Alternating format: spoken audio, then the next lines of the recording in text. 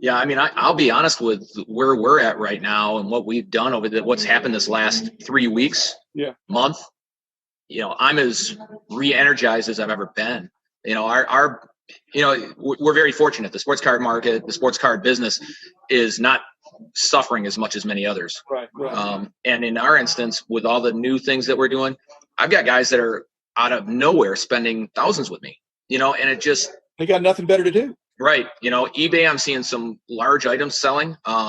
Me too. Yeah, and then activity on Amazon even is high just because we have supplies on there, so that doesn't mean much, but it's keeping us very busy when I'd rather not be doing that stuff.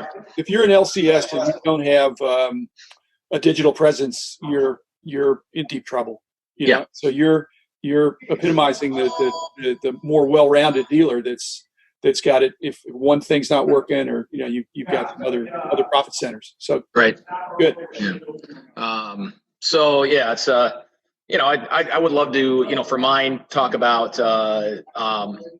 your thoughts on the growth of the industry over the last few years. What is it new? Is it recycled? I mean, I know what I see, but I see every week every day really we have people walking in here and they're just getting into it or back into it. And why is that happening? Obviously, breaking online and all the stuff that's going on, that's happened, these astronomical prices that are hitting are a piece of it.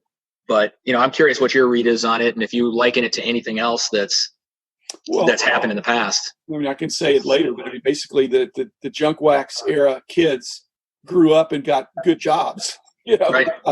When they came back into the industry in the last 5 years, they looked around. They thought, wow, these cards are cooler, and they still have some interest in the kids, the cards of their youth, but the newer cards, wow, I mean, it's everything they worried about when they were a kid, not worried about, but then they reflected of just there was no scarcity. I mean, cards were all over the place. Now it's the opposite. You got serial numbering, you've got a lot of bells and whistles that weren't there, and all that translates into bigger bucks. And it's being fueled by younger people. I think it's right. The baby boomers are busy getting vintage cards, I think. Yeah.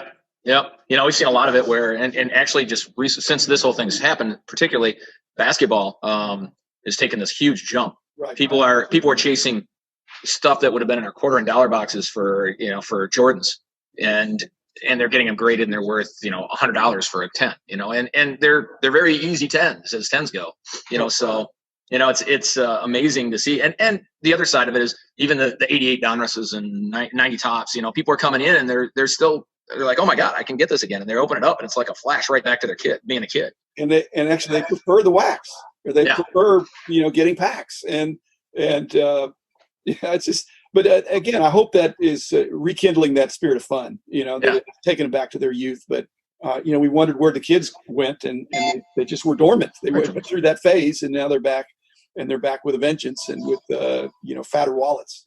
Right. I have to make my phone go. I just keep hitting the mute on the ringer, but it's still right next to me every time it rings, and we're getting a lot of calls. Well, that's a good thing. It's a good thing, except that unfortunately, all the people calling can't go anywhere. I guess they could come by and.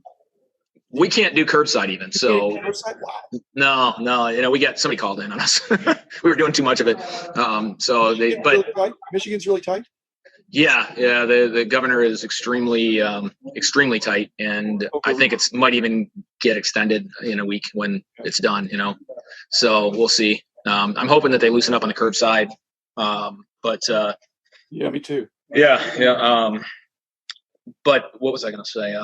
In terms of what we do, and I think a lot about the card shows and things like that too. We do our own monthly card show here, not in the shop like Mike does, but we have a venue that we get for a whopping $0, actually, connected to our warehouse that we don't pay a whole lot for, and it's 10,000 square feet. So we have the ability there. It's usually a 40-table show. I think I envision when we get that thing going again that local shows are going to be a lot more relevant, because none of the regional shows are going to be going on. They're too big in events. Too big, yeah.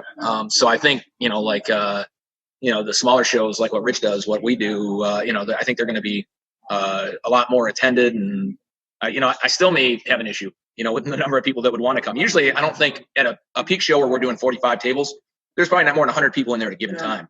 Yeah. But that could change. But you add the mystique is that that we're limiting attendance. Right. Well, it's warm at least. One of the issues is it was quite the episode. We had one of the furnaces start to smoke, and we thought where there's a fire. We had during a show. Yeah, so we don't have heat in there at this point, so which is fine going forward, but it wasn't that fun during the winter. But it's not my building. It's like I said, it's given to us, but it's on a slate to be torn down at some point, and has been for the last 3 or 4 years. So I don't know if that's ever going to happen, but it's not worth me throwing in $20,000 to fix a furnace either. So, but I do notice that as a big thing too, or I thought that may become a more relevant thing. But